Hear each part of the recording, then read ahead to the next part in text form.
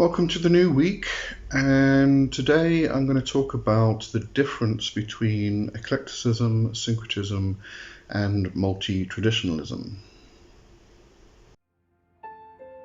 Welcome to my channel. You are entering the world of magic and mysticism with your host, Lee W. Johnson.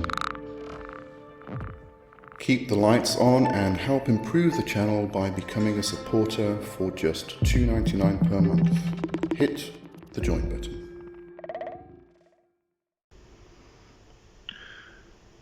Twilight Wanderer actually asked in the comments what the differences between these were, and it's a bit of a complicated and difficult topic to pick apart and explain, so I thought I would make a video about it. I'll just try and explain it a bit better. So when it comes to eclecticism, this is very much cherry picking. It literally comes from the Greek words eklektikos, which means choosing the best, and eklektos, which means picking out or selecting. And it's, especially nowadays, it's actually quite often frowned upon.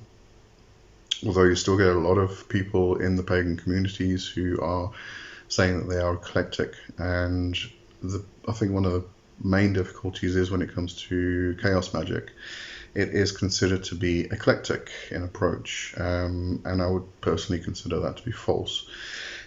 Eclecticism, as I said, is cherry picking. And what this means is literally just taking bits and pieces from various different cultures and traditions and slamming them all together and just, going with it, just flying with it. The difficulty here is that the parts that have been cherry picked are considered to be the best. But this is at a complete disregard for everything else that pertains to the tradition, and because of that there's no proper approach to understanding these parts which are taken. So it's just, this looks nice, let's take it and put it in. This looks pretty, let's put that one in, and we'll just take this over here because we like that, and we'll just put it in as well. But there's no real study behind it usually. Which is why we're going to get to syncretism just now.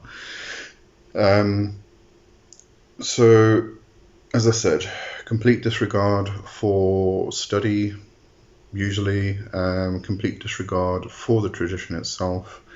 There's usually no deep study of what the tradition is, what it stands for, and these bits that are taken are considered to be the best bits. But there's no understanding why.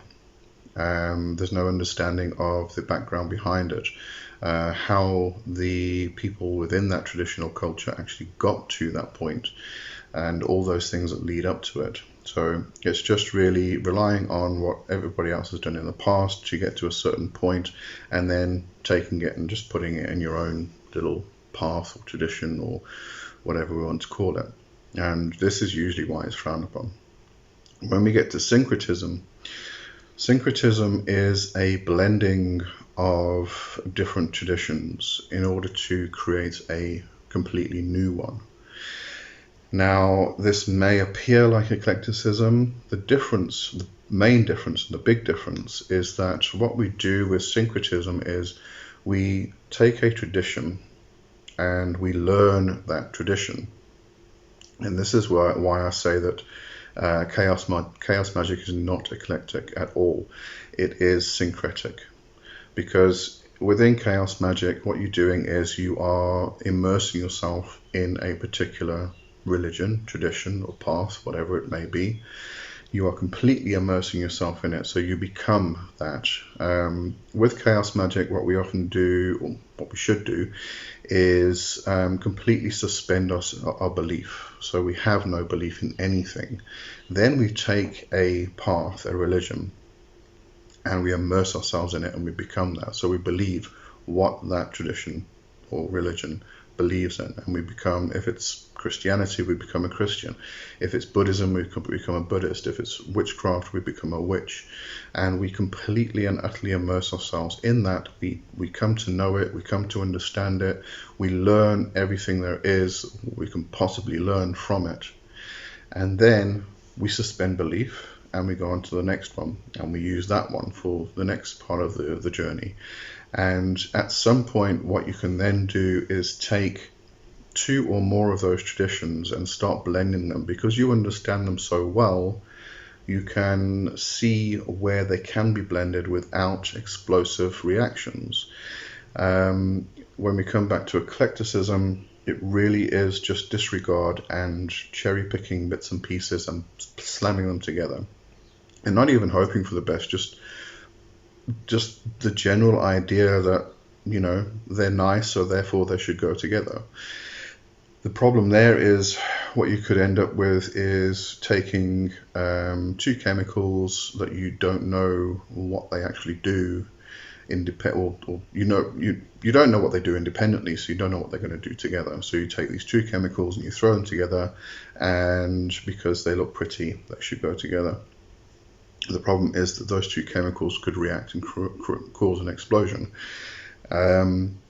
That's where the problem comes in. With syncretism, what we're doing is we are completely understanding the traditions, then we are seeing where they can overlap, where they can fall together, and from that then creating a completely new tradition. So if you take tradition A and tradition B and you blend them together, you are no longer tradition A or tradition B, you become tradition C. And traditions take a long time to develop and become traditions, but that's basically what's happening. We could consider Wicca, original Wicca, not neo-Wicca or neo-paganism, but original traditional initiatory Wicca that Gardner developed. We could consider that to be syncretic. He did understand the various traditions that he brought together and blended together. There could be some argument for that, but we're going to go with that anyway. Just as an example. What we then come across is multi-traditionalism, which is also called multiculturalism. Now, this is very different.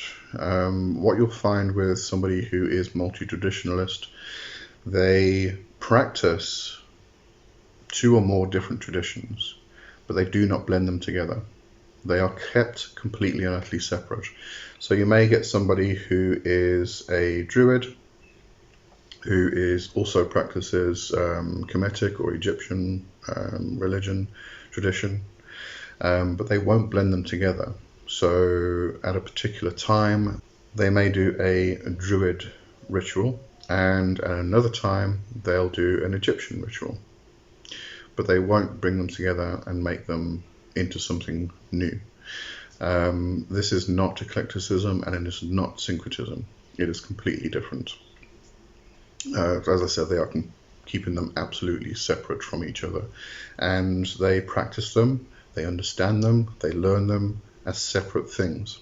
Okay, so that's really the difference between those three things. Definitions can get a bit iffy and icky sometimes, especially when, Twilight Wanderer then went on to say that, even the term pagan is so difficult to understand. Pagan is one of those ones that I don't think anybody will really agree on. But I think when it comes to these three, eclecticism, syncretism, and multi-traditionalist, there are some pretty much definite ways of looking at them. Between eclecticism and syncretism, the lines can get rather blurred. So we have to understand.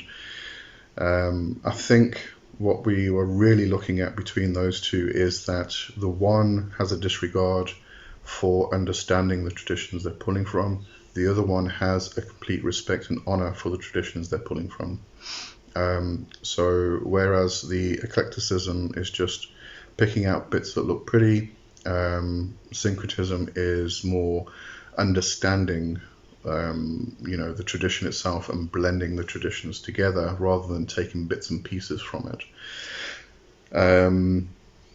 Another way we can look at syncretism is through the absorption of different cultures, which we have seen in history. When the Romans moved across Europe, my history is actually terrible, so I'm not going to try and get into history itself, but the Christians and the pagan people, there was a syncretism that happened. Now, we always say that it was an invasion and there was bloodshed. There was bloodshed from both sides. Let's not be silly about that.